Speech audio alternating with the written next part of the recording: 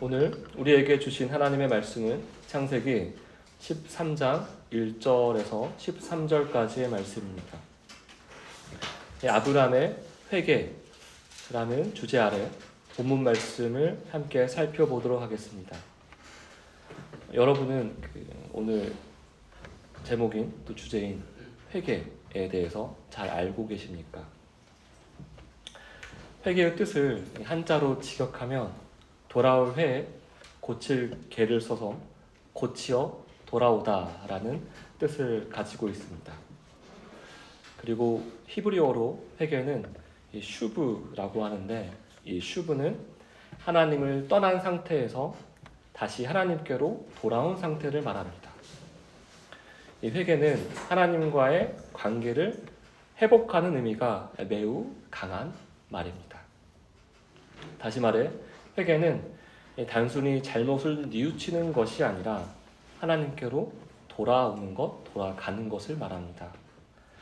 이 회개는 또 누구에게나 일어나는 것이 아닙니다. 먼저 중생이 반드시 선행되어야 합니다. 곧 하나님께서 우리를 새롭게 하신 은혜를 통해서만 가능하며, 또한 믿음과 함께 나타나는 삶의 변화를 회개라고 말합니다. 그리고 이 회개는 단회적인 사건이 아니라 매일의 삶 속에서 지속적으로 일어나는 사건을 말하는 것입니다. 그렇다면 여러분은 이 회개의 경험을 날마다 하고 계십니까? 제가 다시 한번 묻겠습니다. 여러분은 이 회개의 경험을 날마다 경험하고 계십니까?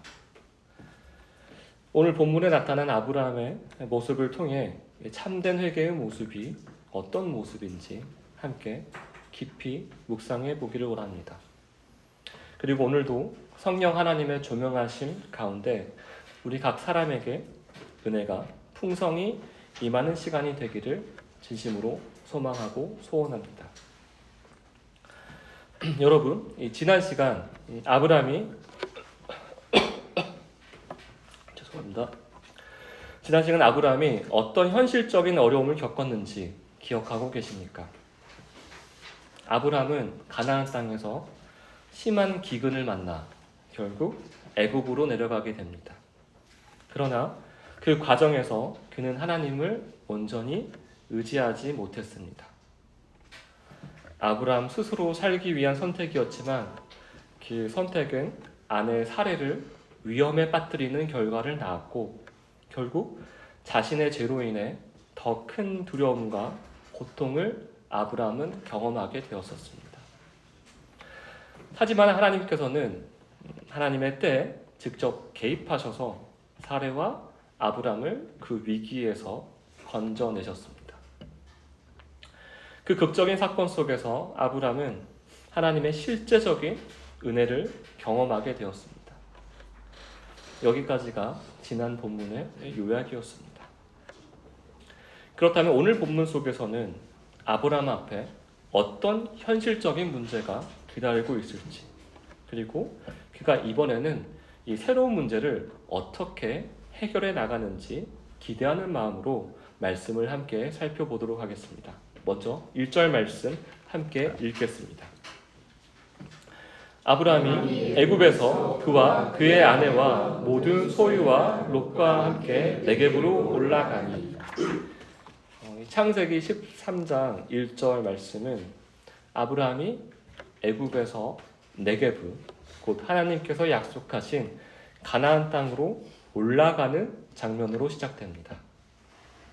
창세기 12장 10절 말씀에서 아브라함이 애굽에 거류하고 그리로 내려갔으니, 여기서 내려가다 히브리어 야라드와, 오늘 본문 창세기 13장 1절 말씀 아브라함이 애굽에서 네겝으로 올라가니 에서 히브리어 알라, 이 두 단어는 정반대의 의미를 가진 단어들입니다. 이는 지난 설교 본문 12장 10절에서 20절에 기록된 사건과 오늘 본문 13장 1절에서 13절에 기록된 사건을 대조해서 살펴보아야 함을 뜻합니다. 이는 성경 기자의 의도적인 배치와 대조임을 우리는 놓치지 말아야 합니다. 이 성경에서 내려가다와 올라가다 이 두 단어는 단순한 지리적 이동만을 의미하지 않습니다. 특히 창세기 문맥에서는 이러한 이동이 단순한 장소의 변화가 아니라 하나님을 향한 태도와 삶의 방향을 함께 드러내는 경우가 있습니다. 아브라함이 기근을 피해 애굽으로 내려갈 때 그는 하나님을 온전히 의지하지 못하고 자신의 판단에 따라 움직이는 모습을 보였습니다. 반대로 다시 가나안 땅으로 올라갈 때는 하나님께서 베푸신 은혜를 경험한 후 다시 에베의 자리로 돌아오는 모습이 나타납니다. 우리는 오늘 이 대목에 주목하며 본문을 살펴보아야 할 것입니다. 그리고 이뿐만 아니라 우리가 놓쳐서는 안 되는 특이점이 하나 있습니다.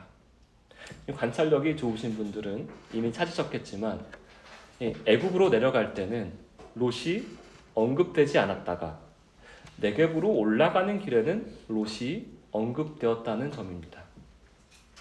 그렇다면 이 문맥을 우리가 따라 생각해 볼 때 롯은 아브라함이 애굽으로 내려갈 때, 다시 말해서 지난 본문 창세기 12장에서 롯은 아브라함과 함께 있었을까요?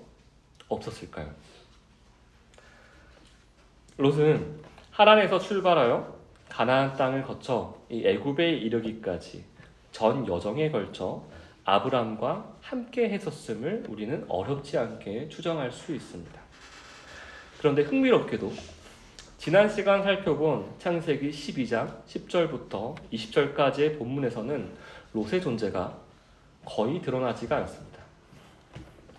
마치 존재하지 않는 것처럼 그의 이름조차 전혀 언급되지 않습니다. 그 이유에 대해서는 여러 가지로 생각해 볼 수 있겠지만 중요한 점은 애굽에서의 사건을 경험하는 방식의 차이가 있다는 것입니다.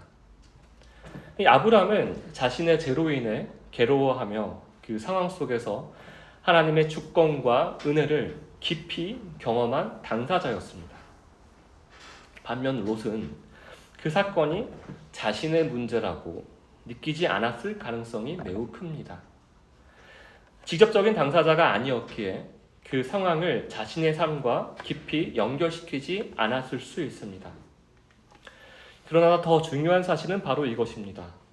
롯은 아브라함이 애굽에서 보았던 자신의 죄성과 그 가운데서 드러난 하나님의 주권적인 은혜를 아브라함과 동일하게 경험하지 못했다는 것입니다. 다시 말해서 같은 시간, 같은 공간 속에 있었지만 아브라함과 롯은 분명 다른 경험을 하고 있었다는 것입니다. 결국 애굽에서의 여정 속에서 아브라함만이 자기 안에 깊이 뿌리내린 죄를 정면으로 마주했습니다. 그는 가장 가까운 사람, 가장 사랑하는 사람조차 온전히 사랑하지 못하는 존재임을 깨닫게 되었고 세상의 권력 앞에서 자신의 연약함과 한계를 철저히 인식하게 되었습니다. 완전히 무너져 엎드러진 그 자리에서 하나님께서는 아브라함의 모든 죄를 덮으시고 용서하셨습니다. 그리고 그 무너진 자리에서 그를 다시 일으켜 세우시는 크신 은혜를 베푸셨습니다. 롯과 달리 아브라함은 이 놀라운 은혜를 애굽 땅에서 실제로 경험한 것입니다. 그렇다면 여러분, 아브라함처럼 이 하나님의 은혜를 참으로 맛본 사람의 삶에는 변화가 있을까요? 없을까요? 단지 말로만 하나님께 감사합니다, 하나님 사랑합니다 라고 고백하는 데 머물까요? 결코 그렇지가 않습니다.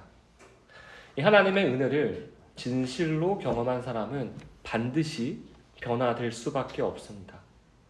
이전과 같은 방식으로 살아가는 것이 더 이상 가능하지 않기 때문입니다. 이제 그에게는 하나의 선택지밖에 남지 않았습니다. 바로 하나님을 의지하는 삶입니다. 그것이 유일한 길이기 때문임을 그가 깨달았기 때문입니다. 이것이 바로 우리가 말하는 회개입니다. 회개란 단순히 감정적 후회가 아니라 죄에서 돌이켜 하나님께로 방향을 전환하는 실제적인 삶의 변화입니다. 회개합니다 라는 말 자체가 중요한 것이 아니라 그 고백이 삶으로 드러나는 것이 중요한 것입니다. 회개는 말이 아니라 변화된 삶 그 자체이기 때문입니다. 여러분, 우리 장로교회가 세례교회는 어떻게 받는지 알고 계십니까? 물론 세례교육과 문답을 통해 예수 그리스도에 대한 믿음을 우리는 확인하고 세례를 줍니다. 그런데 그보다 더 중요한 절차가 하나 있습니다. 그것은 바로 예비 세례교인에게 후견인을 두어 그의 삶에 실제로 변화가 있는지 아니면 여전히 죄 가운데 머물러 있는지를 공동체 안에서 확인한다는 것입니다. 왜냐하면 하나님을 참으로 믿는 중생한 자라면 회개는 이례적인, 일시적인 사건이 아니라 날마다 계속되는 삶의 방식이기 때문입니다.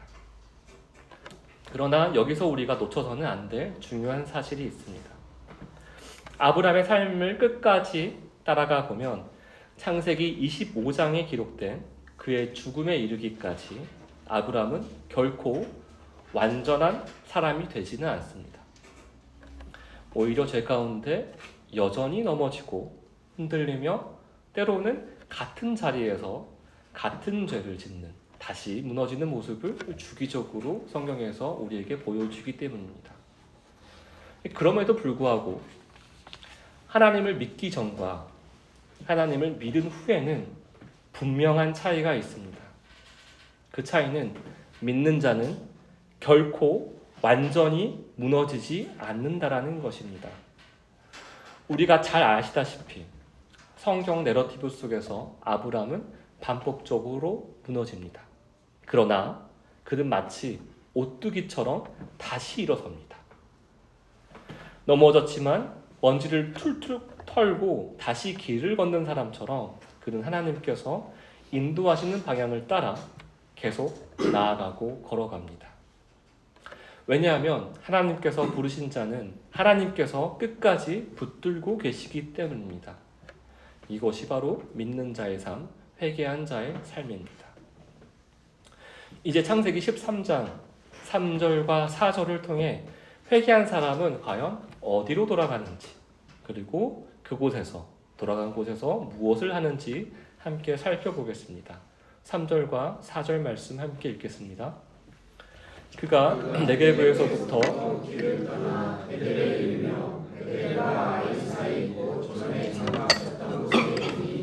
그가 처음으로 제단을 쌓은 곳이라. 그가 거기서 여호와의 이름을 불렀더라. 3절 말씀을 보시면 아브람은 애굽에서 네게브로, 이제 네게브에서 하나님의 임재를 상징하며 하나님의 집을 뜻하는 베델과 인간의 실패와 연약함을 떠올리게 하는 페어라는 뜻의 아이 사이로 갑니다. 곧 베델과 아이 사이에 장마쳤던 곳에 아브람이 이릅니다. 그곳이 어떤 곳입니까? 4절이 설명합니다. 그곳은 아브람이 처음으로 제단을 쌓은 곳, 여호와의 이름을 부른 곳이라고 성경은 기록하고 있습니다. 여기서 여호와의 이름을 부르다라는 표현은 히브리어 문법상 연속적 미알료 형태로 사용됩니다. 이는 과거에 이미 행해졌던 행동이 현재의 시점에 이르기까지 다시 이어지고 있음을 보여주는 표현입니다. 다시 말해서 아브람이 애굽으로 떠나기 전에 여호와의 이름을 불렀던 그 행위가 애굽에서 돌아온 지금 동일하게 반복되고 있음을 강조하는 것입니다. 이를 통해 성경은 아브람의 삶 가운데 예배가 회복되었음을 분명하게 드러냅니다. 이는 지금껏 살아왔던 삶과 전혀 다른 새로운 길을 만들며 갱생하는 것이 아니라 하나님께서 처음 만나 주셨던 그 은혜의 자리로 다시 돌아가는 것을 말합니다. 그리고 그 자리에서 하나님과 더 깊은 교제 가운데 다시 여호와의 이름을 믿음으로 부르는 것입니다. 이것이 바로 회개한 자의 모습입니다. 여러분, 여호와의 이름을 부르는 것은 아브람만의 것이 아니라 하나님을 믿는 우리 모두의 삶입니다. 그렇다면 우리는 이 여호와의 이름을 부르는 이 일을 얼마나 감사한 마음으로 감당하고 있는지 스스로를 돌아볼 필요가 있을 것입니다. 여러분은 어떠한 이유로, 어떠한 마음으로 하나님의 이름을 부르십니까? 아브라함이 제단에서 여호와의 이름, 하나님의 이름을 부른 데에는 분명한 이유가 있었습니다. 첫째, 하나님께서 살아계시기 때문입니다. 하나님께서 존재하지도 않는데 어떻게 그의 이름을 부르겠습니까? 하나님께서 살아계심을 고백하는 행위는 하나님의 주권과 인도하심을 깨달아 인정하는 믿음의 표현입니다. 둘째, 하나님께서 베푸신 실제적인 은혜에 대한 감사 때문입니다. 지금 내가 살아있는 것은 다름 아닌 하나님께서 베풀어 주신 은혜 때문이다 라는 이 고백의 의미가 담겨져 있습니다. 셋째, 전능하신 하나님과 친밀한 관계 때문입니다. 다시 제단으로 돌아와 하나님의 이름을 부른다는 것은 하나님과의 관계가 회복되었음을 의미합니다. 그리고 그 회복을 통해 하나님과 더 깊은 관계로 나아가고 있음을 드러내는 것입니다. 그러므로 하나님의 이름을 부른다는 것은 단순한 반복이나 외침이 아닙니다. 하나님을 부르는 행위가 단순히 주여, 주여, 주여 하며 주여 삼창을 외치는 주문으로 퇴색되지 않기를 바랍니다. 하나님의 이름을 부르는 행위 안에는 믿음과 감사 그리고 친밀한 관계 안에 있다는 확신이 담겨져 있음을 꼭 기억하시길 바랍니다. 사실 우리가 방금 함께 살펴본 바와 같이 이 하나님의 이름을 부르는 이 행위, 부르는 이 일, 이것만 묵상해도 사실 우리에게는 큰 은혜가 있습니다. 그러나 이 회개한 사람의 삶은 여기서 멈추지 않습니다. 왜냐하면 하나님께로 돌아온 자의 삶은 반드시 구체적인 변화로 드러나기 때문입니다. 그렇다면 그 구체적인 변화가 아브라함의 삶 속에서 어떻게 나타났는지 함께 살펴보도록 하겠습니다. 먼저 창세기 13장 2절과 5절 말씀을 통해 아브라함이 어떤 환경과 상황 가운데 놓여져 있는지를 함께 확인해 보겠습니다. 2절 말씀과 5절 말씀입니다. 함께 읽겠습니다. 아브라함에게 가축과 은과 금이 풍부하였더라. 아브라함의 일행 롯도 양과 소와 장막이 있으므로. 여러분, 이 2절과 5절 말씀을 보시면 아브라함과 롯의 형편이 어떠합니까? 넉넉합니까? 부족합니까? 분명 매우 풍족한 상태로 기록되어져 있습니다. 먼저 아브라함을 보면 가축뿐 아니라 은과 금까지 풍부하다라고 기록되어져 있습니다. 이는 애굽에서 하나님께서 베푸신 은혜로 그의 재산이 크게 늘어났음을 보여줍니다. 이어서 5절 말씀을 보시면 롯 역시 양과 소와 장막을 소유하며 생활에 부족함이 없는 상태임이 기록되어져 있습니다.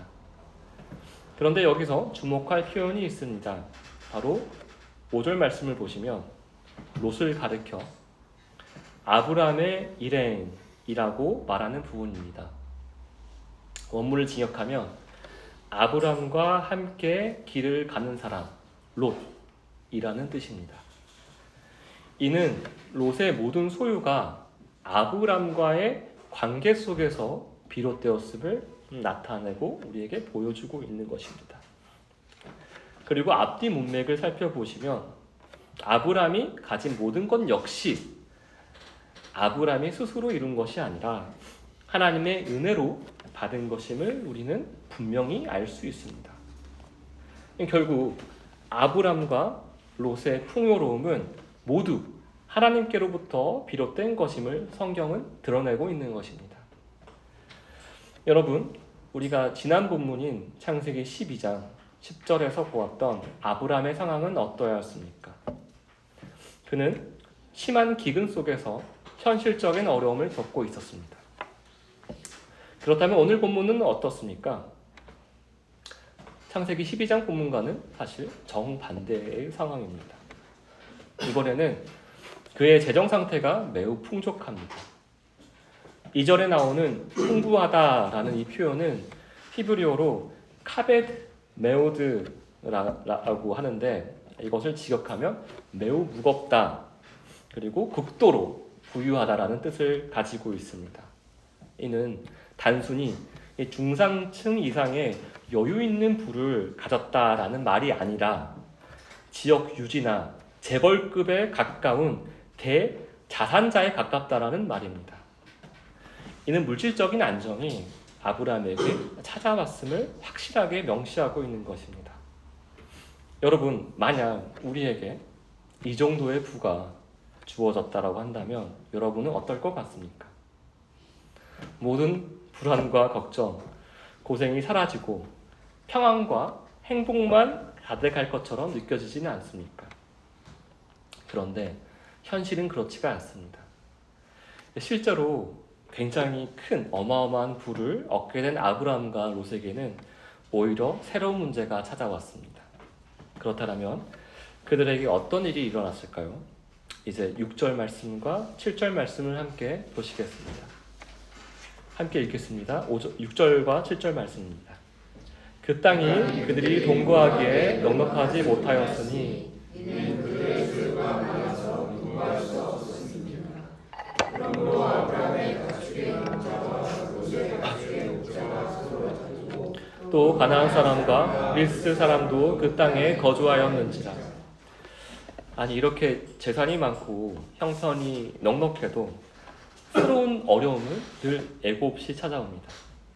이번에는 아브라함의 가축을 돌보는 목자들과 롯의 목자들이 서로 다투기 시작한 것입니다. 더 많이 차지하고 더 잘 유지하려는 마음이 서로 충돌했기 때문입니다. 여러분, 다툼이 커지고 커지면 결국 어디까지 가게 됩니까? 경험이 없으십니까? 다툼이 커지고 커지면 어떻게 끝판왕이라 할 수 있는 곳이 바로 법정일 것입니다.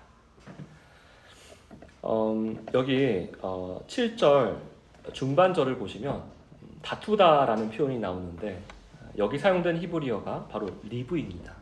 이 리브는 단순한 말다툼을 넘어 사회적, 법적 분쟁까지 포함하는 강한 의미를 가진 단어입니다. 다시 말해 아브람 쪽 목자들과 롯 쪽 목자들의 갈등은 단순히 감정이 상한 수준이 아니라 이 땅이 내 것이냐, 네 것이냐 하며 실제 권리를 두고 충돌하는 심각한 분쟁으로 번지고 있었음을 성경이 말하고 있는 것입니다. 하지만 이렇게 목자들 사이에 갈등이 깊어지는 가운데 7절 하반절은 우리에게 중요한 사실을 알려줍니다. 바로 가나안 사람과 그리스 사람도 그 땅에 거주하고 있었다라는 것입니다. 이 말은 무엇을 의미합니까? 아브라함 일행이 머물고 있는 가나안 땅이 아직 정복되지 않는 상태였고 다른 민족들과 함께 섞여 살아가고 있었음을 보여주는 것입니다. 다시 말해서 지금 싸우고 있는 그 땅은 아직 아브라함이나 롯의 소유가 아니었다는 것입니다. 참으로 아이러니한 상황입니다. 실제로는 자기 것이 아닌 땅을 두고 서로 자신의 것이라고 주장하며 다투고 있는 것입니다. 결국 아브라함의 목자들과 롯의 목자들은 아무것도 소유하지 않은 상태에서 소유를 주장하는 모순된 싸움을 벌이고 있었던 것입니다. 더구나 이 문제는 단지 내부 갈등으로만 끝나지가 않았습니다. 그 땅에 함께 살고 있었던 이방 민족들, 곧 가나안 사람과 브리스 사람들 앞에서 하나님의 언약 백성들끼리의 다툼이 그대로 노출되었기 때문입니다. 결국 이 모습은 자신의 수치를 스스로 외부에 드러내는 일이 되고 말았습니다. 마치 예를 들자면 교회 예배당을 두고 내가 지금 이 교회를 가장 오랫동안 다녔으니까 교회의 가장 큰 지분은 바로 내 것입니다. 혹은 내가 교회에서 가장 열심히 섬겼으니까 교회의 가장 큰 지분은 내가 갖겠습니다. 마지막으로 내가 말씀으로 목양하여서 양육하여서 교회를 이만큼 키웠으니 교회의 가장 큰 지분은 내게 있습니다. 라고 주장하며 교회 안에서 다툼을 하는 일들, 이렇게 말도 되지 않는 일들이 우리 주변에는 너무도 많지 않습니까? 이보다 더 어리석은 문제이 또 어디에 있겠습니까? 정말로 안타까운 사실은 바로 이렇게 어이없고 이 어리석은 일이 한국뿐만 아니라 세계 곳곳에서 반복되며 일어나고 있다는 것입니다. 이 교회에 속한 우리도 이런 소식을 들을 때마다 마음이 무거워지고 불편해집니다. 그런데 하나님을 알지 못하는 사람들이 이 소식을 들을 때 그들은 얼마나 쉽게 비웃고 비아냥거리겠습니까? 그렇다면 이들은 도대체 왜 싸우는 것입니까? 이 갈등이 시작된 직접적인 이유를 성경은 어떻게 설명하고 있습니까? 창세기 13장 6절은 두 가지 이유를 말합니다. 첫째, 그들의 재산이 많았기 때문입니다. 둘째, 그 많은 재산을 감당하기에는 땅이 부족했기 때문입니다. 다시 말해 넘치는 풍요와 제한된 환경이 맞물리면서 이 갈등이 촉발된 것입니다. 그렇다면 이 표면적인 문제의 근본적인 원인은 무엇입니까? 바로 하나님을 바라보지 않고 소유에 집착하는 죄성 때문입니다. 내가 가진 재물을 내가 잘 지키고 내가 잘 관리하며 가능하면 내가 조금씩 더 늘려가야겠다라는 이 마음에서 이 갈등은 시작됩니다. 그런데 여기서 우리가 분명히 알아야 하는 사실이 있습니다.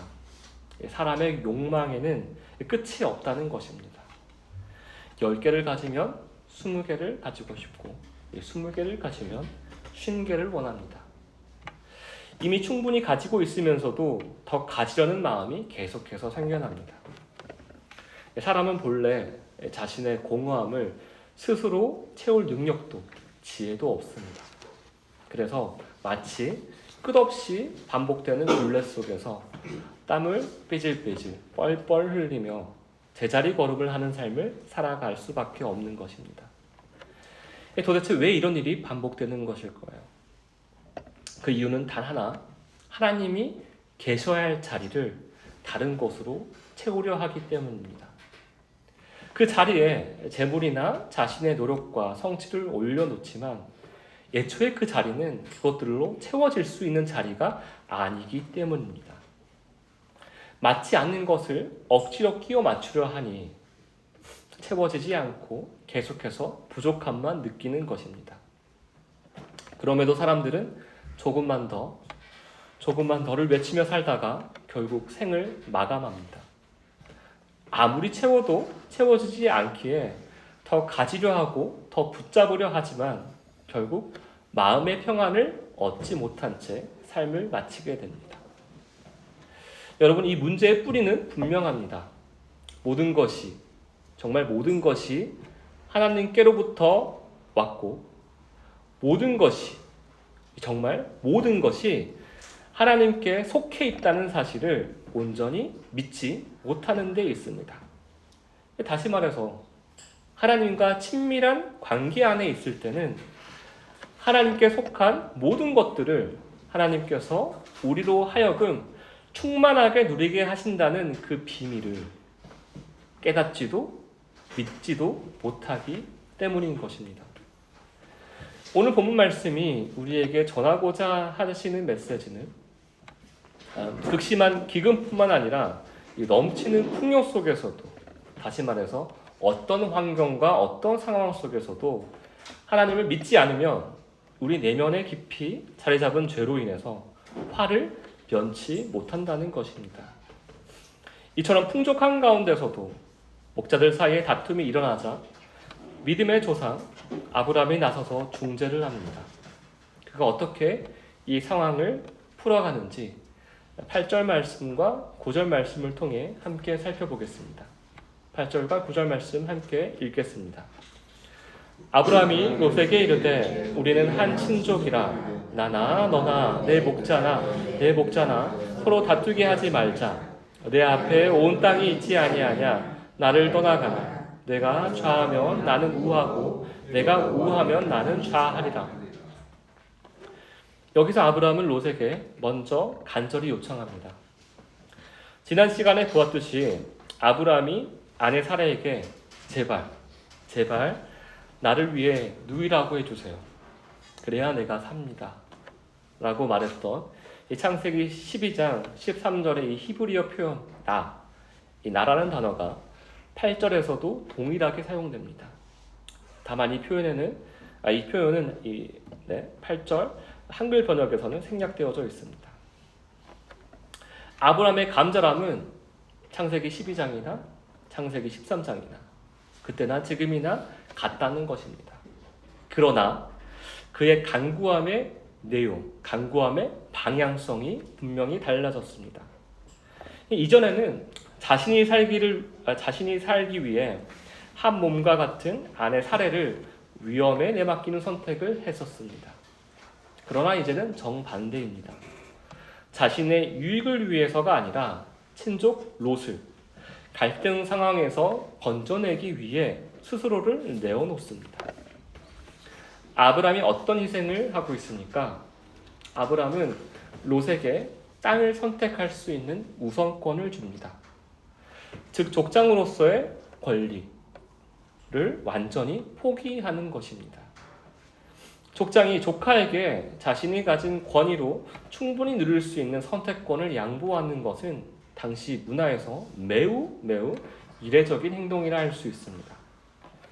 아브라함은 지금 자신의 유익보다 공동체의 관계와 평안을 명백히 더 우선시하고 있는 것입니다.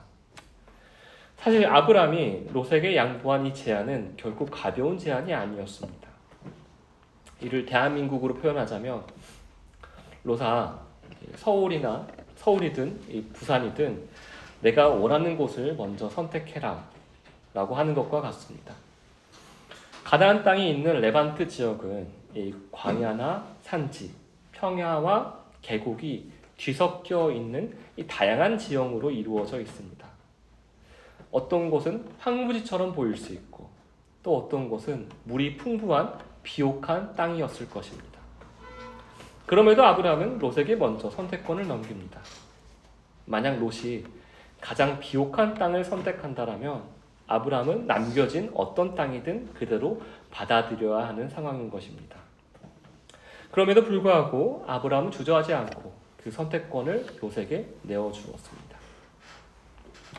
여러분, 이 창세기 12장에 기록된 애굽에서의 아브라함의 모습과 비교해 보면 지금의 모습이 굉장히 낯설게 느껴지진 않습니까? 어떻게 이렇게 달라질 수 있었을까요? 그 답은 13장 9절 상반절에 드러납니다. 내 앞에 온 땅이 있지 아니하냐.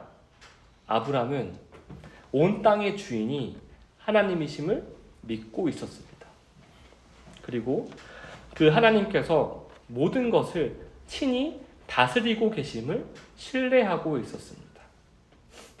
나의 하나님일 뿐만 아니라 만민을 다스리시는 분이시며 가나안 땅뿐만 아니라 애굽 땅과 같은 이방 민족들을 포함한 모든 땅의 참된 주인이심이 하나님이심을 아브라함이 분명히 경험했기 때문입니다.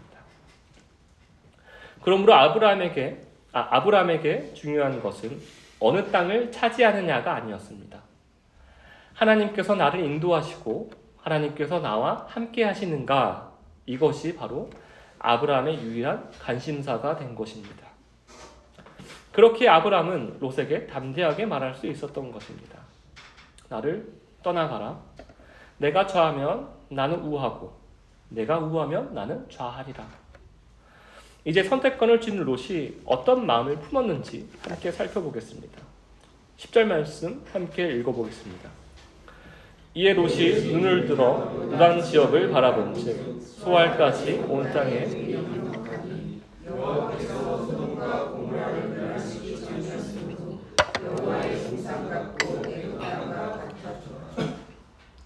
롯이 동서남북 모든 땅을 둘러봅니다. 그리고 그의 눈은 요단 지역에 고정이 됩니다. 그 이유가 무엇입니까? 요단 지역은 온 땅이 물로 넉넉했기 때문입니다. 여기서 지역이라고 번역된 단어는 히브리어 키칼인데요. 이 키칼은 평야지대를 말합니다. 다시 말해 사람이 보기에는 하나님을 의지하지 않아도 충분히 살아갈 수 있을 것처럼 보이는 매우 만족스러운 환경이었던 것입니다. 우리가 지금 창세기를 계속 살펴보고 있기에 롯이 지금 이 땅을 선택하는 장면을 보시며 자연스럽게 떠오르는 장면과 사람들이 있을 것이라고 생각됩니다. 바로 롯 이전에 비슷한 선택을 했던 사람들, 곧 시날 평지에 정착했던 바벨 사람들입니다. 이는 그때나 아브라함 때나 사람이 좋아했던 환경은 동일했음을 알 수 있습니다. 그리고 10절 이 후반절을 보시면 요단 지역이 곧 우리가 잘 아는 소돔과 고모라가 위치한 곳임을 알 수 있습니다. 지리에 익숙하지 않으시면 이 요단 지역과 소돔과 고모라의 관계가 다소 막연하게 느껴질 수 있을 것입니다. 이 둘의 관계를 쉽게 이야기하자면 이렇습니다. 요단 지역을 하나의 큰 범위로 본다면 소돔과 고모라는 그 안에 포함된 특정 지역이라고 할 수 있습니다. 오늘날 대한민국 지역으로 비유하자면 이 요단 지역이 서울과 같은 개념이라면 소돔과 고모라는 그 안에 속한 강남구라던가 노원구와 같은 특정 구역이라고 이해하시는 데 도움이 되실 것입니다.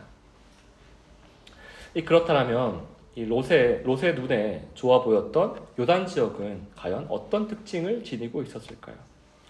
10절 후반부는 이렇게 묘사합니다. 여호와께서 소돔과 고모라를 멸하시기 전이었으므로 여호와의 동산 같고 애굽 땅과 같았더라. 이 말은 그 땅이 마치 에덴 동산을 떠올리게 할 만큼 풍요롭고 나일강의 혜택을 누리는 애굽처럼 비옥해 보였다라는 뜻입니다. 다시 말해 하나님께서 심판하시기 전까지는 사람의 눈에 전혀 위험해 보이지 않았고 오히려 가장 이상적이고 매력적인 땅으로 보였다라는 것입니다. 그래서 요단 지역은 사람의 기준으로 볼 때 최상의 선택, 가장 확실한 복처럼 여겨졌습니다. 그 땅을 선택하는 데에는 의심할 이유가 전혀 없어 보였던 것입니다. 이 장면을 오늘날의 상황으로 비유해 보자면 다음과 같을 것입니다. 예를 들어서 절대로 가치가 떨어지지 않을 것처럼 보이는 서울 중심의 핵심 부지를 매입한다는 거다. 망할 가능성이 없어 보이는 안정적인 기업의 주식을 사들이는 것과 같습니다. 아무리 따져보아도 아무리 계산해 보아도 손해볼 이유가 전혀 없어 보이고 마치 성공이 보장된 것처럼 느껴지는 선택들이 있습니다. 롯이 바로 그 자리에 서 있는 것입니다. 이처럼 모든 조건이 분명하고 모든 조건이 확실해 보일 때 오히려 우리는 그때 하나님의 뜻을 묻지 않습니다. 이미 충분히 판단할 수 있다라고 생각하기 때문입니다. 그래서 하나님의 기준을 구하기보다 눈에 보이는 조건과 계산에 따라 선택하게 되는 것입니다. 그래서 롯도 하나님께 묻지 않았고 하나님께 기도하지 않았습니다. 그에게는 그것이 너무나도 당연한 선택, 훌륭한 선택처럼 보였기 때문입니다. 이제 창세기 13장 11절부터 13절까지의 말씀을 살펴보며 롯과 아브람은 최종적으로 어떤 선택을 하였는지, 그 확정적 동기는 과연 무엇이었는지를 함께 살펴보겠습니다. 11절부터 13절까지의 말씀을 함께 읽어보겠습니다.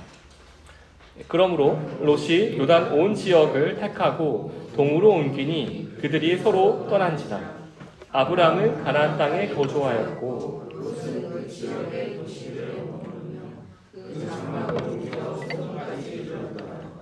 소돔 사람이 여호와 앞에 악하며 큰 죄인이었더라. 11절 원문을 보면 다음과 같이 직역할 수 있습니다. 그러므로 롯은 롯 자신을 위하여 모든 요단 평야를 선택하였다. 롯의 시선에는 다른 이들이 들어오지 않았습니다. 그의 선택은 철저히 자신의 유익을 중심으로 이루어집니다. 이는 지난 시간에 보았던 것처럼 심한 기근 속에서 애굽으로 내려갔던 아브람의 선택과 매우 닮아 있음을 우리에게 보여줍니다. 우리는 이미 창세기 12장 10절부터 20절까지의 말씀을 통해 자신의 유익을 따라 내린 선택이 어떤 결과와 파장을 가져왔는지 지난 시간에 살펴본 바 있습니다. 아브람은 살해의 위기와 맞물린 극단적인 상황 속에서 하나님의 극적인 개입을 통해 그와 그의 공동체가 건짐을 받았습니다. 그러나 롯의 경우는 다르게 전개됩니다. 하나님께서는 즉각적으로 개입하시기보다 롯의 선택을 통해 인간의 죄성이 어떻게 더 선명하게 드러나는지를 더 분명하게 보여주시기 때문입니다. 11절과 12절 말씀은 롯이 동쪽에 위치한 소돔 쪽으로 장막을 계속적으로 옮기며 이동했다라고 기록합니다. 이는 하나님께서 제동을 걸어주시고 죄의 잔혹성을 드러내주시기 전까지는 우리는 죄가 죄임을 절대 깨닫지 못한다는 사실을 보여주고 있습니다. 우리가 더욱 주목할 점은 롯이 요단 지역을 선택하기까지 애굽에서 살해가 바로에게 붙잡혀간 사건을 경험한 게 그리 오랜 시간이 지났지 않았다는 사실입니다. 롯은 애굽에서 아브람과 살해에게 일어났던 사건을 바로 곁에서 지켜본 사람이었습니다. 그럼에도 불구하고 롯의 마음의 중심에는 하나님의 뜻을 따르는 일은 뒷전이고 여전히 그 애굽과 같은 풍요로운 땅을 향하고 있었다는 사실을 알 수 있습니다. 12절 말씀을 보십시오. 롯은 요단 지역 도시들에 머무르며 장막을 옮기고 결국에 소돔 땅까지 이르릅니다. 소돔 땅은 친절하게도 13절에서 이 땅이 어떤 땅인지 구체적으로 말해줍니다. 13절 말씀이 묘사하는 소돔은 이렇습니다. 소돔 사람은 여호와 앞에 악하며 큰 죄인이었더라. 이 큰 죄인이었더라에서 큰은 히브리어 모드인데요. 이 뜻은 매우 강하게, 매우 거세게라는 뜻입니다. 그러므로 큰 죄인이라는 뜻은 매우 거세게 하나님을 대적한 존재라는 것입니다. 이는 롯이 요단 지역 도시들에 머무르며 소돔 땅까지 이르는 과정이 하나님의 보시기에 점점 더 악한 죄성에 이끌림 받는 죄인의 모습을 직접적으로 나타내고 있는 것입니다. 마지막으로 요단 온 지역을 택한 롯의 떠남을 허용한 아브람의 마음을 살펴보며 오늘 말씀을 마치고자 합니다. 아브람은 조카 롯의 선택을 책망하며 조금 더 나은 선택, 바른 선택을 할 수 있도록 롯을 설득하고 회유할 수도 있었을 것입니다. 그게 아니라면 자신이 깨달은 애굽의 은혜를 나누며 삶의 바른 기준과 바른 방향성에 대해 강설했을 수도 있습니다. 하지만 과정이 어찌되었든 우리가 알 수는 없으나 아브람은 죄송합니다. 아브람은 죄송합니다. 롯의 선택을 존중하며 롯의 선택을 기꺼이 호용하며 그가 요단 지역으로 떠나게 합니다. 여러분, 이 아브람이 롯의 선택을 존중했던 가장 큰 표면적인 이유는 무엇이었습니까? 공동체 안에 일어났던 분쟁을 멈추기 위함이었습니다. 다시 말해 롯과의 관계를 지키기 위한 결정이었습니다. 그리고 무엇보다 자기 자신이 롯을 인도하고 먹이는 존재가 아님을 잘 알고 있었기 때문입니다. 또한 하나님께서 주권적으로 롯을 이끄시고 하나님께서 주권적으로 롯을 지키시는 존재임을 전적으로 아브람이 믿었기 때문입니다. 이는 아브람이 결코 롯을 방치한다거나 롯을 유기한 게 아니라는 말입니다. 롯과의 관계를 끊어버린 것이 아니라 오히려 물리적인 관계의 거리를 조절함으로써 롯 개인의 선택과 롯이 하는 그 선택에 대한 책임을 배우게 하며 하나님 안에서 각자의 훈련을 받게 하는 것이었습니다. 이는 마치 하나님께서 아브람이 죄성 가득한 마음으로 애굽으로 갔었던 그 길을 허용하심과 같습니다. 하나님께서는 아브람이 애굽으로 가는 그 길을 가는 것을 허용하심으로 아브람이 그 죄를 죄로 보게 하셨습니다. 이제 창세기 12장에서 하나님께서 이루셨던 일이 아브람을 통하여서 이제 나타나게 됩니다. 그리고 될 것입니다. 그리고 롯은 아브람이 애굽에서 경험했던 그 은혜를 이제 자신이 경험할 자리에 서게 된 것입니다. 하나님께서 그 은혜를 경험할 자리를 마련하신 것이 오늘 본문의 내용이었습니다. 여러분, 아브람은 적어도 오늘 본문 창세기 13장 1절에서 13절까지의 말씀에서 회개한 자로서의 변화된 삶에 살아있는 굵직굵직한 흔적들 우리에게 나타내었습니다. 이것이야말로 하나님께 삶으로 예배드리는 사람의 모습입니다. 그 모습은 하나님의 섭리, 하나님의 주권, 하나님의 경륜에 대한 믿음이었습니다. 인생에서 내가 가진 힘을 계속적으로 그리고 완전히 빼는 것입니다. 그리고 하나님께서 우리 삶의 곳곳에서 섬세히 일하심을 기대함으로 보는 것입니다. 여러분은 아브람처럼 회개함으로 하나님께로 진정 돌아온 자로서의 삶을 살아가고 계십니까?